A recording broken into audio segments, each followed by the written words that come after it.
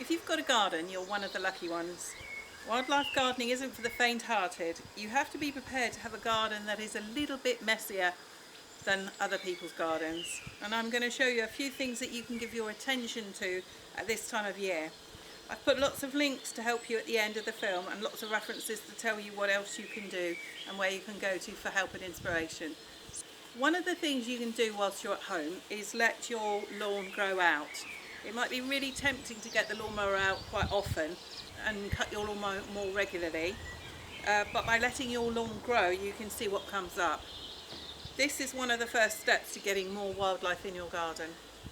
So I'm going to show you a really brilliant flower. It's great for wildlife and it's readily available at this time of year. It helps to feed the bees and butterflies and is one of the earliest sources of pollen and nectar. Children can enjoy growing it because it's so easy. It's incredibly beautiful. You can eat the leaves in salads and they're full of vitamin C. So what is it? It's a humble dandelion. Look at this humble dandelion, it's fantastic.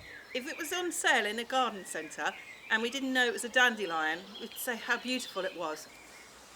People would be queuing up for it. If you want your garden to look cared for, you can mow paths amongst your grown out lawn and then people know that it's deliberate and you're keeping your garden and your dandelions for a particular reason. So the other thing you can do when you're beginning to clear your garden out this time of year is to provide nesting material for birds.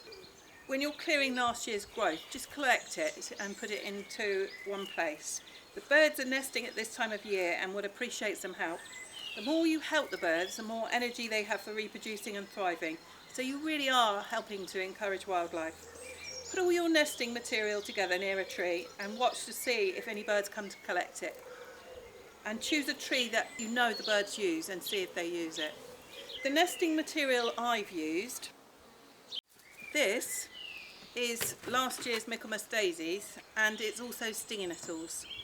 So the last year's Michaelmas daisies are all brown at this time of year and I want to get them cut back and I'm going to collect them all up and put them into this container. And this is last year's stinging nettles, but you might want to wear a pair of gloves because they might still have a bit of sting in them, they'll just be a bit uncomfortable. So we're very good at providing for our seed-eating birds, but not so good at providing for our insect-eating birds.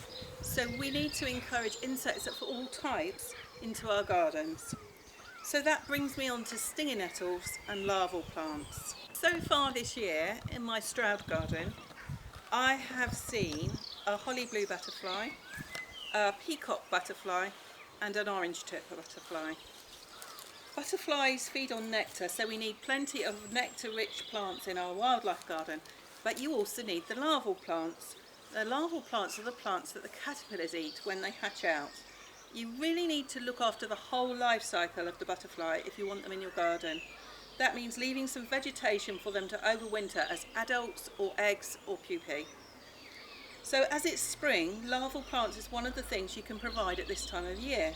You can start to grow the plants that the butterfly caterpillars need to eat when they hatch out from the butterfly eggs, and this season's butterflies will lay their eggs on them. The butterflies are very clever.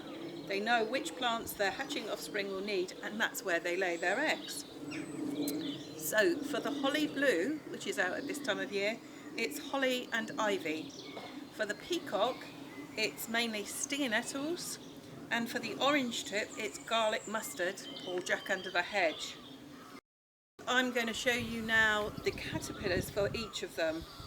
Here's the holly blue, here's the peacock, and here's the orange tip.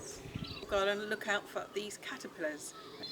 An amazing place you can go to for information on butterflies and their life cycles and moths and their life cycle is UK Leps, www.ukleps.org.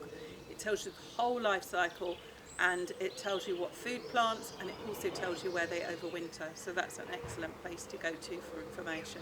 Get planting stuff in your garden!